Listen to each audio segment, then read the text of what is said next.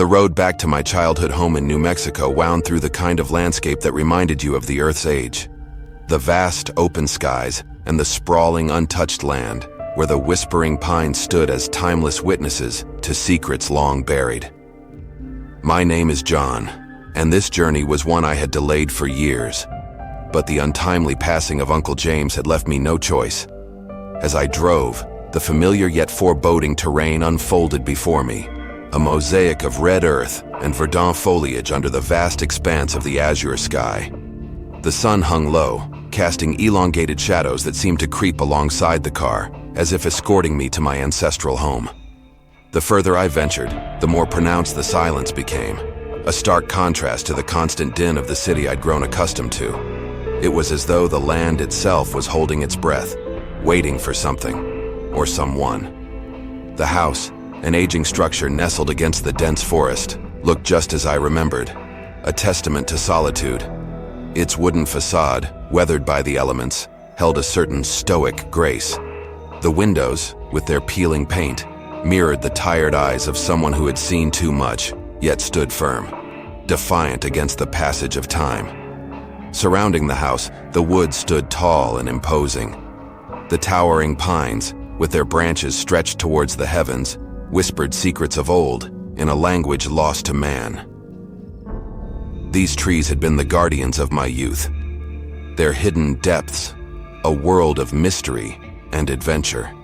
Yet, as I stood there, a grown man returning to the remnants of his past, they seemed to watch me with a knowing gaze, as if they recognized the boy who once played in their shade. Memories flooded back, both warm and unsettling. I remembered the laughter, the sound of my feet crunching on the forest floor as I chased after shadows, believing in the magic that dwelt within every leaf and stone. But there were other memories too, ones that lingered on the edge of consciousness, shrouded in a mist of unease. Whispers in the night that couldn't be explained, fleeting glimpses of movement from the corner of my eye. Phenomena that the rational adult in me had dismissed, but the child remembered with a clarity that was unnerving. As I unloaded my belongings, the house seemed to sigh under the weight of its own history. It was a place out of time, untouched by the modern conveniences that I had grown to rely on. The nearest neighbor was miles away, a fact that once filled me with a sense of freedom, but now seemed isolating, a reminder of the solitude that enveloped this place. The setting sun dipped below the horizon, painting the sky in hues of orange and purple. Nightfall in New Mexico was always a spectacle. The transition from day to night marked by the chorus of nocturnal creatures and the dance of shadows across the land. Yet, as darkness enveloped the landscape, a sense of apprehension settled over me. The woods, so inviting in the light of day, now took on a more sinister aspect, their depths impenetrable, a dark void that seemed to swallow the remaining light. I entered the house, the interior bathed in the golden glow of the setting sun streaming through the dusty windows. The air was stale, heavy with the scent of old wood and memories. As I made my way through the familiar rooms, each step echoed in the silent house, a stark reminder of its long abandonment. Tonight, I would sleep in my childhood room surrounded by the remnants of my past, under the watchful gaze of the whispering pines. As I settled in, the reality of my return began to sink in. I was back, not just to settle my uncle's affairs, but to confront the memories and mysteries of a place that had shaped my earliest years. The journey ahead was uncertain, the path shrouded in the mists of forgotten lore and silent whispers that carried on the wind. But one thing was clear. The land with its ancient secrets and timeless guardians had called me back for a reason, and I was here to uncover it, whatever it may be. The first few nights were marked by an inexplicable unease. The house, with its creaking floors and groaning walls, felt like a living thing. I laughed at myself, a grown man spooked by the sounds of an old house. But laughter did little to ease the tension that clung to the air, thick and unyielding. It began with small, easily dismissible occurrences, a feeling of being watched, shadows that seemed to move just beyond the corner of my eye, and faint whispers that danced on the wind. I attributed these to the loneliness of the place and my overactive imagination. On the fifth day, as the sun cast its early morning glow through the half-open blinds, a sense of restless curiosity overtook me.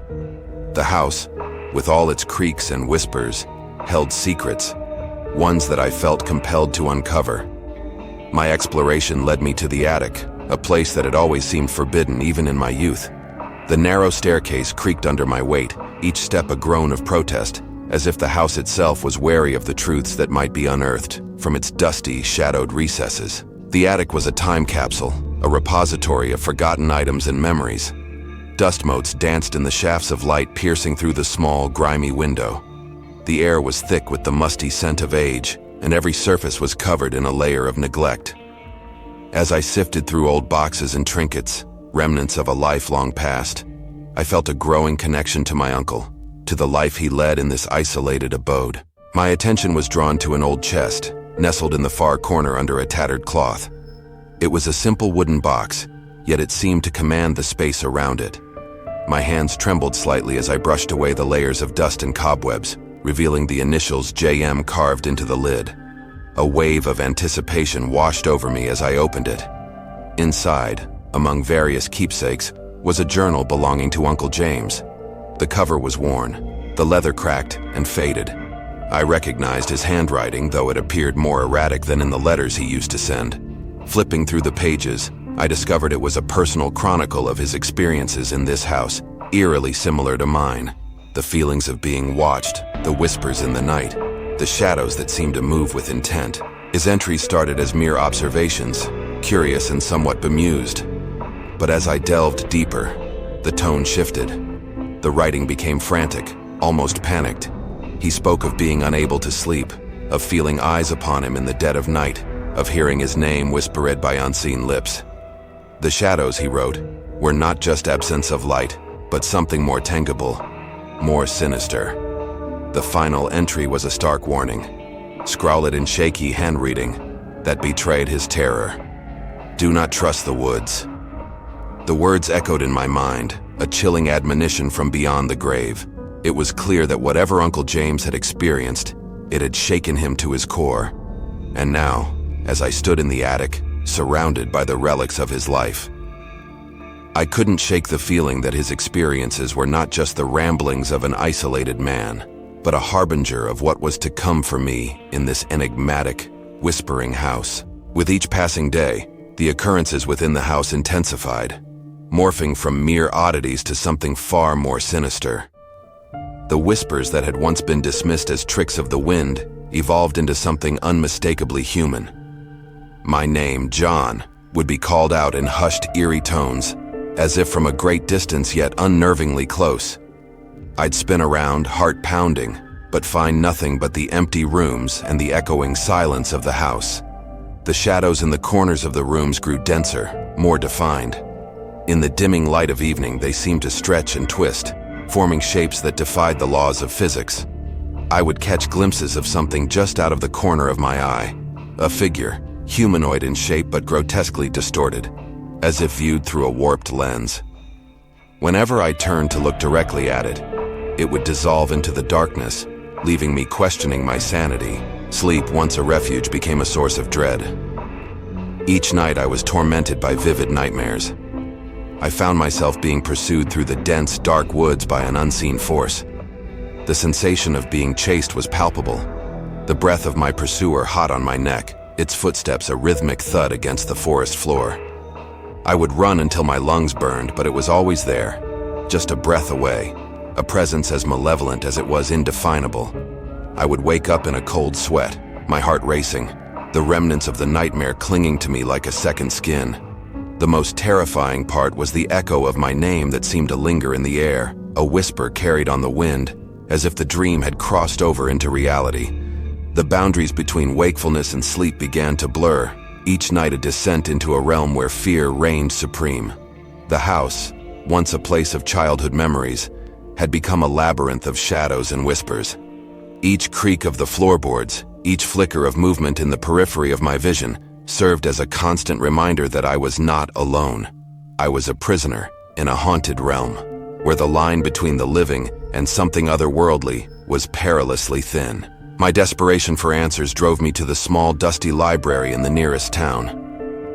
The librarian, an elderly woman with a wealth of local knowledge, guided me through shelves heavy with books of history and folklore. It was here, amidst the musty pages and faded photographs, that I stumbled upon the legends of the Navajo, tales that spoke of entities both fascinating and terrifying. Central to these legends were creatures known as skinwalkers, beings shrouded in mystery and fear. The skinwalkers, according to Navajo belief, were once medicine men who had used their powers for evil, turning themselves into something unholy. These beings possessed the ability to shapeshift, taking on the forms of various animals or even mimicking human appearance. The more I read, the more the chilling realization dawned on me. The events I was experiencing bore an unsettling resemblance to these ancient tales.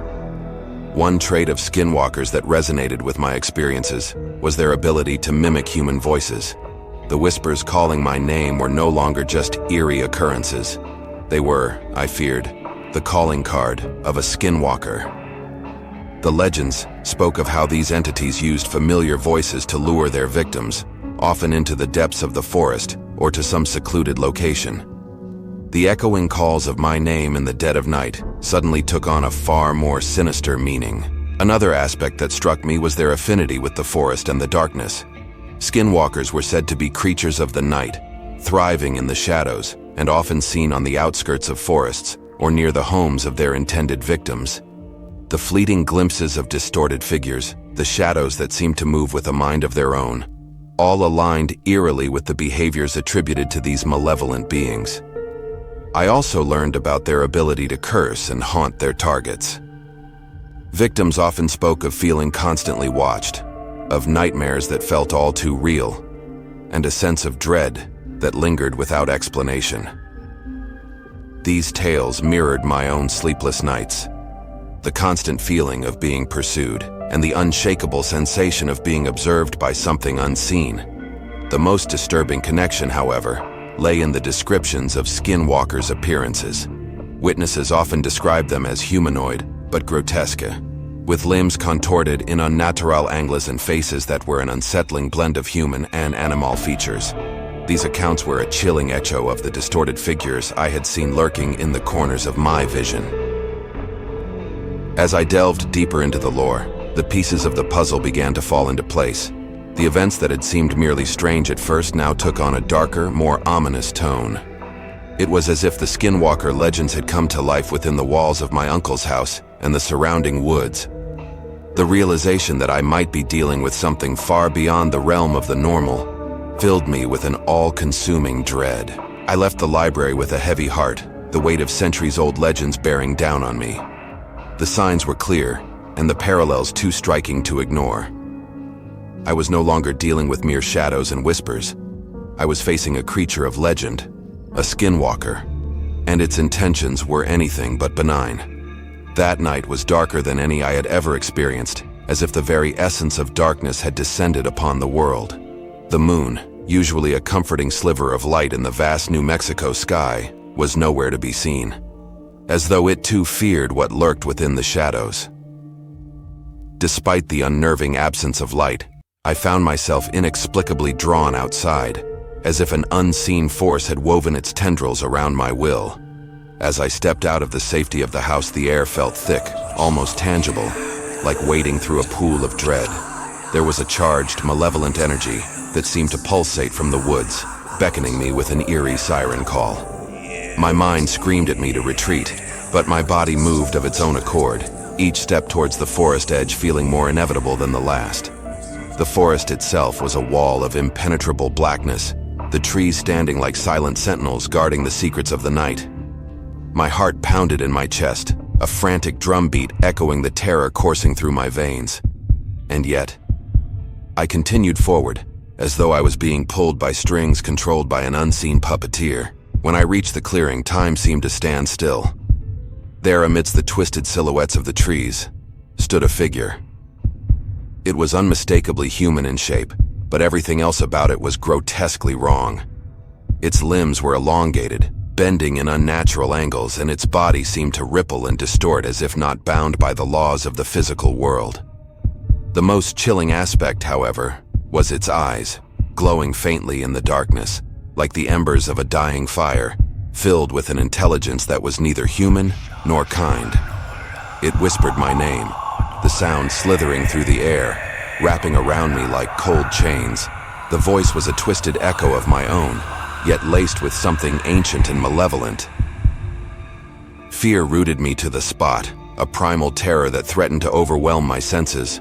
A part of me, a part I didn't recognize, felt an inexplicable urge to step closer, to answer the call of this nightmarish entity.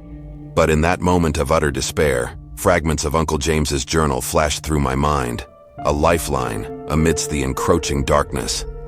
The legends, the warnings, they all coalesced into a single clear thought. I must not succumb to its call.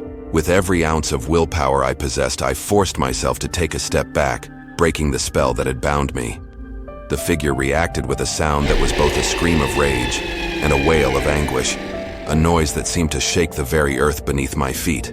And then, just as suddenly as it had appeared, it vanished into the shadows, leaving me alone in the clearing, heart racing, and breath coming in ragged gasps. I stood there for what felt like an eternity, the silence of the night now a deafening roar in my ears. The realization of how close I had come to succumbing to the Skinwalker's lure left me shaken to my core. With unsteady legs, I made my way back to the house, the weight of what I had just encountered pressing down on me like a physical force. The night was no longer a time of peace and stillness. It had become a domain where nightmares walked freely, and I was all too aware that the creature might be watching, waiting for me to step into its realm once more.